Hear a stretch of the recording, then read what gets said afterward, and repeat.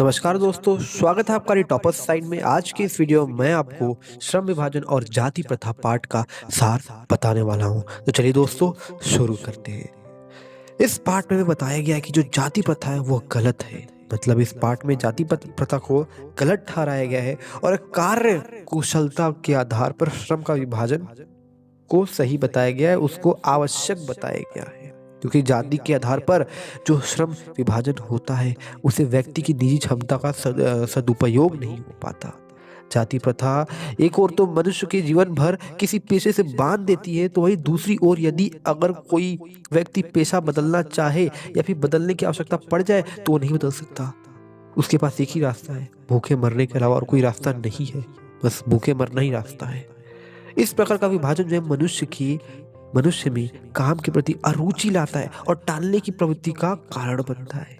ऐसी स्थिति में जहां काम करने वालों का दिल नहीं लगता और दिमाग नहीं लगता, वहां कुशलता कैसे प्राप्त की जा सकती है। इस प्रकार यह प्रथा जो है मनुष्य को कम काम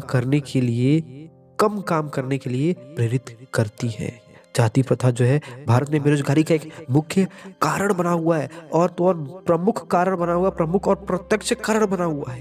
क्योंकि हिंदू धर्म में अपनी रुचि के अनुसार पेशा न चुनने की आजादी बेरोजगारी का एक मुख्य कारण है।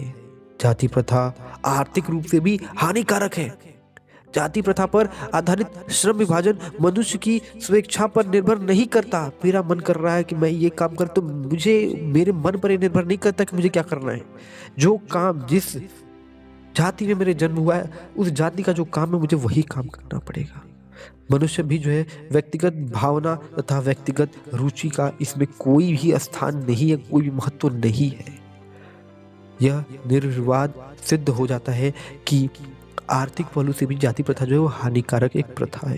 क्योंकि यह मनुष्यों की स्वाभाविक प्रेरणा, रुचि, आत्मशक्ति को दबाकर उन्हें अस्वाभाविक नियमों से जकड़कर निष्क्रिय बना देता है। निष्क्रिय मतलब कर्महीन बना देता है। आगे जो है लेखक हमें बताते हैं कि कैसा एक आदर्श अच्छा समाज होना चाहिए, जिसमें स्वतंत्रता होनी चाहिए, भ्रातृत्व होना चाहिए, समता होना चाहिए। लेखक के अनुसार समाज को गतिशील होना चाहिए। मतलब जो हर प्रकार के परिवर्तन को स्वीकार कर सके। समाज इस प्रकार का होना चाहिए जिसमें लोगों को अपने साथियों के प्रति श्रद्धा सम्मान का भाव रखना चाहिए। समाज में भाईचारा होना चाहिए।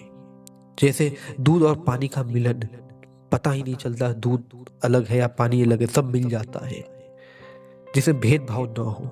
लोकतांत्रिक शासन पद्धति वाला समाज होना चाहिए। जाति प्रथा वाले समाज में अपना व्यवसाय चुनने की कोई स्वतंत्रता नहीं है। मतलब इसका अर्थ यह है कि जाति प्रथा के आधार पर समाज को दास्ता में जकड़ा जाता है। दास्ता में वह स्थिति भी सम्मिलित है जिसमें कुछ व्यक्तियों को दूसरे लोगों के द्वारा निर्धारित व्यवहार एवं कर्तव्यों का पालन करने के लिए भी विवश होना पड़ता है।